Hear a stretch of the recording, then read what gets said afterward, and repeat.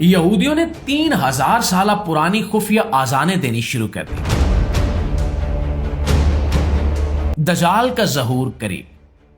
معزز دوستو، ایران کے میزائل جب اسرائیل کی طرف بڑھے تو ایک ایسا منظر بھی سامنے آیا جس نے پوری دنیا کو حیران کر دیا۔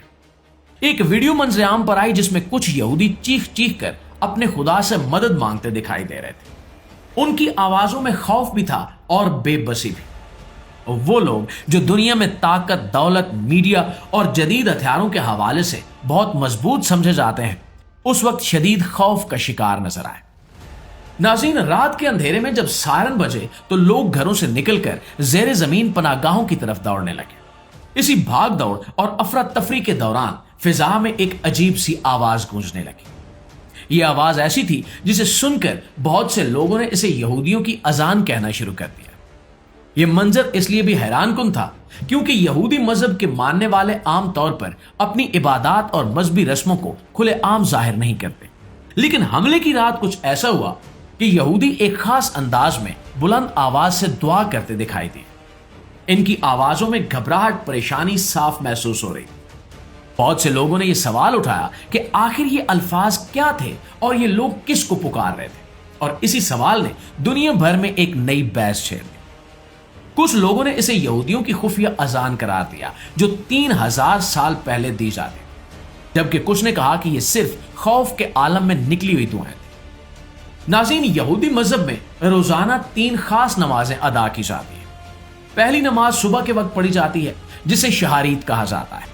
یہ نماز سورج نکلنے کے بعد ادا کی جاتی ہے۔ دوسری نماز دوپہر کے بعد پڑھی جاتی ہے جسے منخا کہا جاتا ہے اور اس کا وقت شام تک رہتا ہے۔ تیسری نماز مغرب کے بعد پڑھی جاتی ہے جسے ماریو کہا جاتا ہے، اور یہ نمازیں ان کے مذہب میں انتہائی عام سمجھی جاتی ہیں، لیکن ان کا طریقہ کار مسلمانوں کی نمازوں سے مختلف ہوتا ہے۔ یہودی عبادت میں ایک خاص دعا بھی پڑھی جاتی ہے جسے شمع اسرائیل کہا جاتا ہے۔ اس میں یہودی کہتے ہیں کہ اے اسرائیل سن لو، ہمارا خدا ایک ہی ہے۔ یہ الفاظ ان کی عبادت کے آغاز میں پڑھے جاتے ہیں۔ یہودی عام طور پر اپنی عبادت کی دعائیں کتاب دیکھ کر پڑھتے ہیں اور اس میں کوئی قباحت نہیں سمجھی جاتی۔ ان کی عبادت عموماً 15 سے 20 منٹ تک جاری رہتی ہے۔ اکثر یہ لوگ اپنی نماز اکیلے ادا کرتے ہیں، جبکہ جماعت کے ساتھ نماز کم پڑھی جاتی ہے۔ ان کی عبادت میں سجدہ کرنا لازمی نہیں ہوتا، لیکن اگر کوئی کرنا چاہے تو کر سکتا ہے۔ ناظرین، دلچسپ بات یہ ہے کہ ان کے عقیدے کے مطابق ان کی نمازیں بہت قدیم روایت سے جڑی ہوئی ہیں۔ ان کا ماننا ہے کہ حضرت ابراہیم علیہ السلام صبح کے وقت عبادت کیا کرتے تھے، حضرت اسحاق علیہ السلام دوپہر کے وقت عبادت کرتے تھے، اور حضرت یعقوب علیہ السلام رات کے وقت دعا کیا کرتے تھے۔ اسی وجہ سے ان کے ہاں بھی انہی اوقات میں عبادات کا رواج ہے۔ ان کے مذہب کے مطابق عورتیں دن میں ایک بار عبادت کر سکتی ہیں، اور وہ بھی مردوں کے ساتھ عبادت میں شریک ہو سکتی ہیں۔ جب ایران کے حملے کی خبریں پھیلی تو اسرائیل کی سڑکوں سے ایسی ویڈیوز سامنے آئیں جن میں کچھ لوگ بلند آواز میں مدد کے لیے پکار رہے تھے۔ ان کی آوازوں میں خوف صاف محسوس ہو رہا تھا۔ کچھ لوگوں کا خیال تھا کہ وہ اپنے آنے والے مسیحا یعنی دجال کو پکار رہے ہیں، جن کے بارے میں ان کا عقیدہ ہے کہ وہ ایک دن آئے گا اور انہیں ان مشکلات سے نکالے گا۔ اس لیے یہودی مذہبی رسومات میں ایک سینگ نما بغل بھی استعمال کیا جاتا ہے جسے شوفر کہا جاتا ہے۔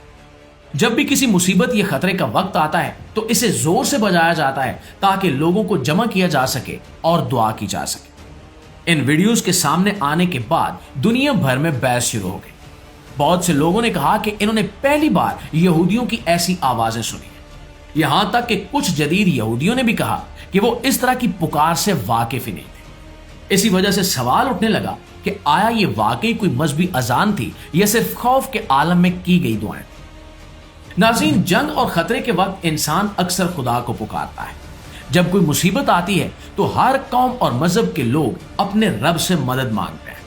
مسلمانوں میں بھی جب کوئی بڑی آزمائش آتی ہے تو لوگ اللہ کو یاد کرتے ہیں، دعا کرتے ہیں اور اذان کی آواز بلند ہوتی ہے۔ جی تو معزز دوستو، یہ تھی ہماری آج کی ویڈیو۔ اس حوالے سے آپ کی رائے کیا کہتی ہے کمنٹ میں ضرور بتائیے گا۔ ویڈیو اچھی لگی ہے، معلومات میں اضافے کا باعث بنی ہے تو ہماری اس کوشش کو صرف ایک لائک اور ایک شیئر ضرور دیجیے گا۔ انشاءاللہ آپ کی خدمت میں حاضر ہوتے ہیں ایک نئی ویڈیو کے ساتھ۔ تب تک اپنا ڈھیر سارا خیال رکھیے۔ اللہ نگہبان۔